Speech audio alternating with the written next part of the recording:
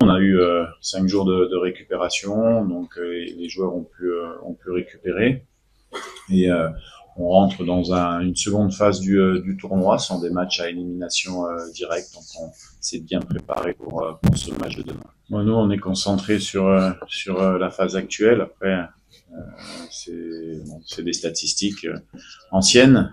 Nous, aujourd'hui, on est concentré sur le match de demain et on va tout faire pour pouvoir se qualifier pour les quarts de finale demain. Bon, comme d'habitude, hein, c'est des matchs à fort enjeu, puisque c'est une place en quart de finale qui se joue contre une très bonne équipe africaine. Nous, on est contents parce que ça nous fait encore progresser dans la préparation des matchs. Ça va encore nous faire donner pas mal d'expérience encore à gérer ce genre de match. Et nous, on continue, on n'a pas plus de pression que ça. On a l'habitude au Congo d'avoir une forte pression sur les matchs. Les joueurs le savent et nous, on aime ça. Nous, on se concentre d'abord sur notre équipe, sur notre jeu. On connaît nos qualités, à nous de les sortir demain sur le terrain. Après, comme toute équipe professionnelle, avec mon staff et les joueurs, bien sûr, qu'on a une stratégie en place en fonction de ce qu'on veut faire. Et on connaît bien sûr bien les joueurs de l'Algérie, les systèmes qu'ils ont utilisés. Et voilà, après, chacun a ses choix, fait ses choix. En tout cas, le principal pour nous, c'est de faire un bon match, comme on a su le faire précédemment. C'est vrai qu'on pourrait se dire, tiens, à 19 ans, 20 ans, je joue en première ligue, je pourrais un peu m'asseoir sur cette pseudo-réussite. Non, lui a des objectifs qui vont plus loin de ça et met tout en œuvre avec beaucoup d'humilité pour continuer à travailler. Le plus important, c'est de continuer à progresser. Ça fait pas mal de matchs. On démontre que sur le terrain, voilà, on est en progression. J'espère que ça va continuer demain. Nous, bon, on ne choisit pas son adversaire de toute manière, hein, et l'Algérie a fait une bonne première phase de poule qui s'est classée première, donc nous on a terminé deuxième de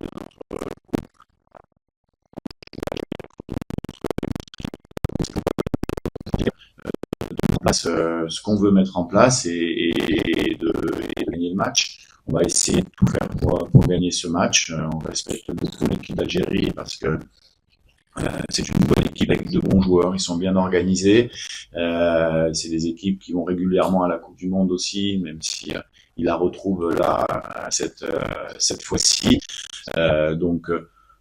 Mais on sait aussi que nous, aujourd'hui, on a les armes pour pouvoir passer ce tour à condition qu'on fasse un grand match et qu'on soit dans la même chose qu'on fait depuis quelques temps. On avait fait un petit peu tourner notre effectif, on avait changé de système de jeu. Ce qui est bien, c'est que demain, on peut commencer avec plusieurs systèmes de jeu en fonction de ce qu'on veut mettre en place, que ça soit à 3 derrière, que ça soit à 4, on maîtrise ces systèmes et donc puisque chacun a fait un bon match contre le Botswana, mais c'est vrai que aussi la satisfaction pour nous, c'est qu'en ayant changé de système au départ, on a eu une belle prestation. On gère comme d'habitude. L'équipe est focus, on est un petit peu renfermé sur nous-mêmes, on est dans notre bulle. On calcule pas trop ce qui se dit, que ce soit dans les médias, sur les réseaux. Nous, on est vraiment focus sur notre travail. Et concernant l'expérience, je trouve que moi, non, au contraire, on a un peu plus d'expérience que la dernière CAN, parce que la dernière CAN, on avait beaucoup de rookies, de débutants, et ça s'est très bien passé. Oui, nous, on n'était pas sortis depuis un petit moment de l'hôtel, ça nous a fait du bien de aussi sortir un petit peu, puis d'aller voir un match, attendez bien qu'il y avait l'Algérie. Et puis ça, oui, j'avais des enseignements, c'est vrai qu'il y avait pas mal de turnover.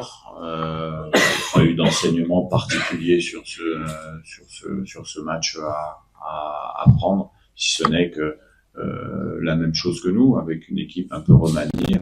L'équipe s'est imposée sur un large score. Donc, l'Algérie est très homogène et c'est comme le nôtre. Oui, on a un plan de jeu. On va essayer de mettre quelque chose en place. L'équipe d'Algérie, effectivement, est une belle équipe qui a beaucoup de technicité, qui joue bien au foot. Après, on a forcément des idées. Après, le rapport de force qu'on veut mettre en place, on le découvre tout au long du match. Il peut même s'inverser, ça qui est intéressant au football. On peut très bien démarrer un match, être sur un temps faible après. Donc il y a pas mal de gestion à l'intérieur du match. J'ai la chance d'avoir des joueurs de très grande qualité et qui sont capables de gérer ces moments-là au niveau tactique. C'est ce qui nous plaît le plus, nous, entre nous en tout cas, de préparer des matchs et puis d'agir ou de réagir en fonction de certaines situations.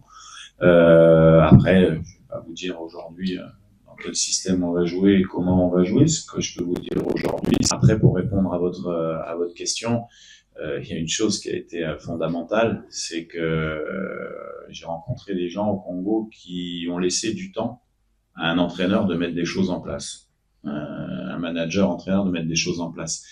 Donc, ça veut dire que quand on laisse le temps aux entraîneurs de mettre des choses en place, on a plus de chances de voir une évolution que de changer tous les 4 matins les entraîneurs parce qu'il y a un résultat qui est pas bon ou parce que l'équipe a pas gagné 4-0, elle a gagné que 2-0. Ça, c'est un des éléments qui est déterminant, c'est-à-dire la stabilité. La stabilité aussi à l'intérieur de notre effectif, même si on a commencé petit à petit à le renouveler pour les années futures et on a appelé quelques jeunes de qualité.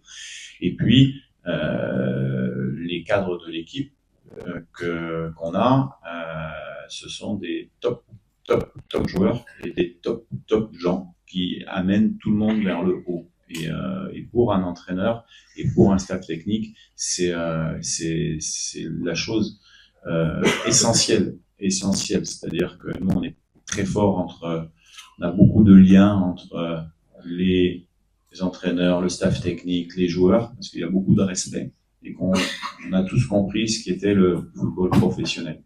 Voilà, il y a des exigences, il y a des choses qu'on peut faire et des choses qu'on peut pas faire. Et on tire tous dans le même sens et on essaye d'avancer.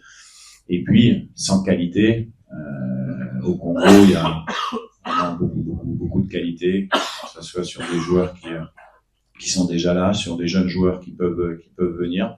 Et je suis très optimiste pour le football congolais parce qu'on n'a pas activé encore la marge de la progression des académies, du championnat local, de toute cette valeur locale qui va encore amener plus de force dans les années futures au Congo.